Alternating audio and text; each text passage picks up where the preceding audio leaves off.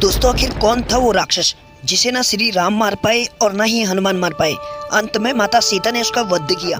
रावण की मृत्यु के बाद प्रभु श्री राम ने रावण के छोटे भाई विभीषण को लंका का सारा राजपाट सौंपकर अयोध्या लौटाए और स्वयं अयोध्या का राजपाट चलाने लगे। एक दिन जब प्रभु श्री राम अपनी राजसभा में बैठे थे, उसी समय अचानक लंका के राजा विभीषण भी राजसभा में पहुंच गए।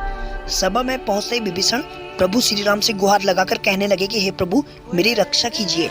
लंका में कुंभकर्ण का पुत्र मूलकासुर आफत मचा रखा है। विभीषण ने प्रभु श्री राम को बताया कि कुंभकर्ण का यह मूलकासुर नामक पुत्र असल में मूल नक्षत्र में पैदा हुआ था, जिसकी वजह से कुंभकर्ण ने इसे जंगल में फेंकवा दिया। जंगल में फेंके जाने पर इसका पालन पोषण मधुमक्खियों ने किया। मूलकासुर बड़ा होकर ब्रह्मा जी की घोर तपस्या करने लग गया। इसकी तपस्या से खुश होकर ब्रह्मा जी ने उसे वरदान दिया। उसी वरदान की वजह से वह बहुत शक्तिशाली हो गया और लंका में उत्पात मचाने लगा। हे प्रभु, जब उसे अपने पिता के वध के बारे में पता चला तो उसने यह प्रण लिया कि मैं पहले धोखेबाज विभीषण को मारूंगा, इसके बाद राम को मारूंगा। विभीषण की बात सुनकर प्रभु श्री राम ने हनुमान और लक्ष्मण को सेना लेकर लंका भिजवा दिया। इधर जैसे ही मूलकासुर को राम की सेना के आने की बात पता चली तो वह भी अपनी सेना के साथ लंका के बाहर आ गया। दोनों सेनाओं के बीच करीब 7 दिनों तक घोर युद्ध चलता रहा, लेकिन मूलकासुर अकेले ही श्री राम की सेना पर भारी पड़ गया। मूलकासुर को स्त्री के हाथों मरने का वरदान मिला था। इधर प्रभु श्री राम जब अपने मंत्री सहित लंका पहुंचे तो उन्हें भी युद्ध के बारे में पता चला, जिससे वे चिंतित हो गए। उसी समय ब्रह्मा जी भी वहां आ गए और प्रभु श्री राम से कहने लगे कि हे भगवान, मैंने इसे स्त्री के हाथों मरने का वरदान दिया है, इसलिए आप सीता को यहाँ बुलाकर उनसे इसका बद्ध करवाइए।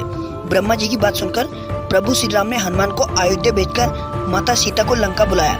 लंका पहुंचने पर प्रभु श्री राम ने माता सीता को मूलकासुर के बारे में पूरी बातें बताई। प्रभु श्री राम की बात सुनकर माता सीता क्रोध में आ गई। क्रोध में ही उनके शरीर से एक तामसी शक्ति निकली। यह शक्ति सीता की छाया में चंडी का रूप धारण कर लंका की तरफ चल पड़ी। सीता ने मूलकासुर पर 5 बाण चलाए। उधर प्रभु श्री राम का इशारा पाकर वानर सेना मूलकासुर की तांत्रिक क्रिया को तहस नहस करने लग गई, जिस पर मूलकासुर क्रोध में अपनी तांत्रिक क्रिया को छोड़कर वानरों को खाने के लिए उनके पीछे दौड़ पड़ा। वानरों के पीछे दौड़ते दौड़ते हुआ युद्ध के मैदान तक आ गया। युद्ध के मैदान में पहुंचकर वह जब सीता की छाया को देखा तो गरज कर बोला कि तू कौन है।